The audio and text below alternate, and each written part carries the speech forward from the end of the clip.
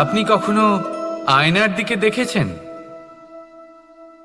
নিজের দুই চোখের দিকে তাকিয়ে জিজ্ঞাসা করুন, এই দুই চোখ একসাথে কেন বন্ধ হয়, একসাথে কেন খোলে, একসাথে কেন ঘুমোয়, একসাথে কেন কাঁদে? আজীবন কোনো এক মানুষের সাথে সম্পর্ক রাখা অবশ্যই সম্ভব, তাদের সাথে দেখা না করে। আমার আর রাধার ভালোবাসাও কিছুটা এরকমই, আর কিছুটা এরকমই হয় ভালোবাসা দুই নয়নের মতো, যারা কখনোই মিলিত হবে না, কিন্তু চিরকালের জন্য একসাথে জুড়ে থাকবে। এই অনুভূতি নিঃস্বার্থ হয়, আর এই নিঃস্বার্থ ভালোবাসা আপনাকে আনন্দের পথে অগ্রসর করে। জীবনে সবসময় নিঃস্বার্থভাবে ভালোবাসুন, শুধুমাত্র আনন্দই পাবেন।